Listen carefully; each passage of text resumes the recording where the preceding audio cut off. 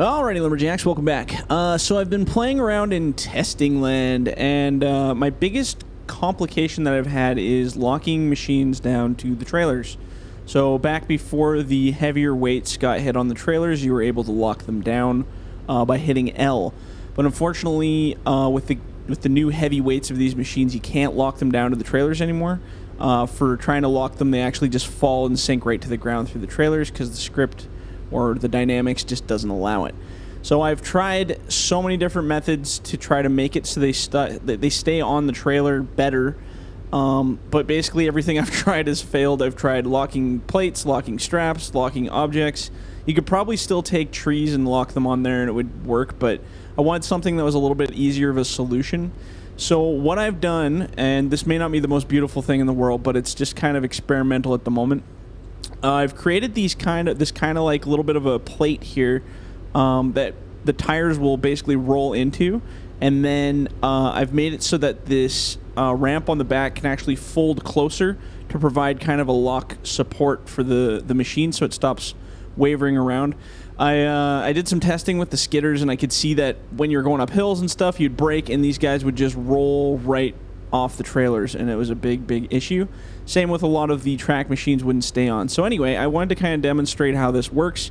Again, this is entirely experimental. It may change before this comes out, but hopefully in the July update I can have something that's a little bit more tangible for you guys to use.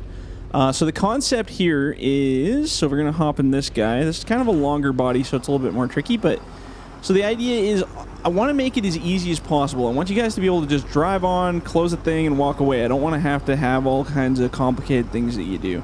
So the concept here is basically you just drive in. These tires won't go underneath the plate, so drive right up to the plate so that it's like, you know, kind of there. And then I made it so that these straps or these ramps on the back can kind of close up a little bit tighter. Now in this one you don't have to get too crazy.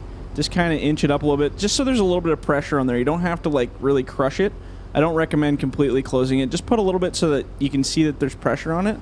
And then when you drive around, it'll stop it from rolling, so it won't roll back and forth. Again, if you flip the trailer or you're driving, 120 and whipping it around back and forth, there's a strong possibility you're still going to be able to turf it off the load. But for the most part, I've done trips all the way to the top of Axe Mountain and around. And it seems to hold pretty good for all machines. The bigger stuff, like this skidder here with the dually tires, it's a little bit more complicated to haul that one. But again, the concept is there where you just basically drive it on. And I'm gonna do as many of these as we can here because I want to show you basically how to load them up. And again, this is I've tried everything, and outside of finding somebody who builds a Lewis script that just locks them to the machines or to the trailers better. But the in-game locking script stuff is just not going to work. And locking straps don't work with objects to hold them down either. They have to be an extremely heavy object. So again, even with this guy here, like you don't have a lot of room to place. So you just drive up until you basically make contact with those points, which we have now.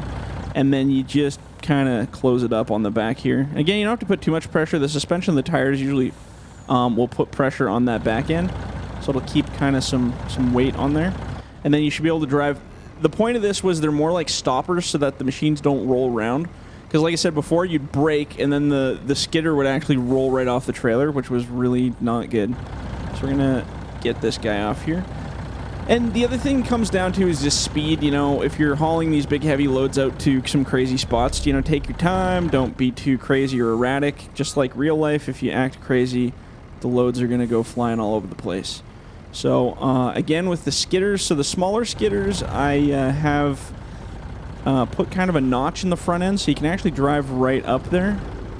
Now, one important thing that I did discover with skidders, if you're going to use that back ramp as support, make sure you turn this head kind of to the side so that it's vertically lined up like that. If that makes sense.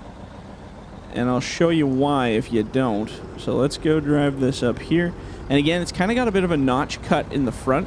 So you can actually just drive it straight into this little notch until the front tires kind of make contact and stop there.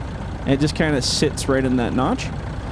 And then all you gotta do is kind of close this guy up here. Now, The only kind of sketchy part is if that claw is not really lined up, you can get it caught on that claw when you're closing it.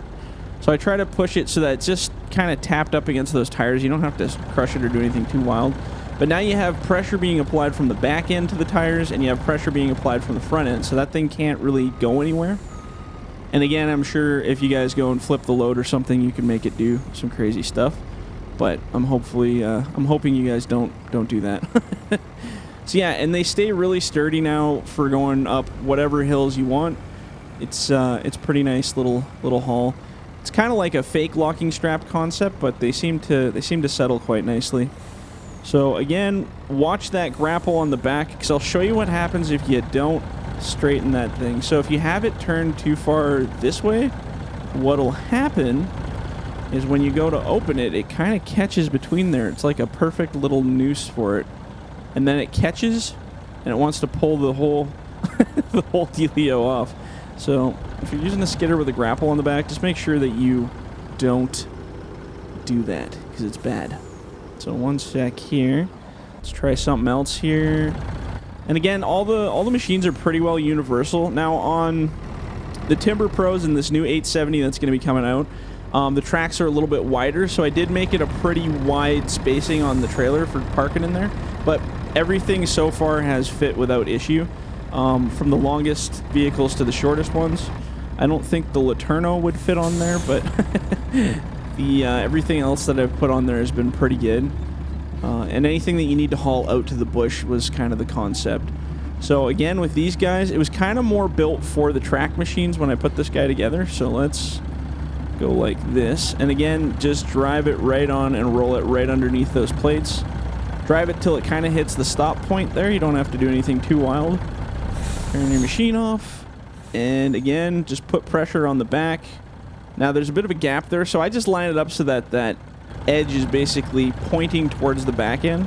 So if you look underneath here, there's actually quite a big gap between that and that, which is fine. It just, the purpose is it just wants to hold it in place a little bit better, because by being able to drive under and kind of shelter the tracks a little bit, it just keeps it way more stable from rocking back and forth and flying off the trailer.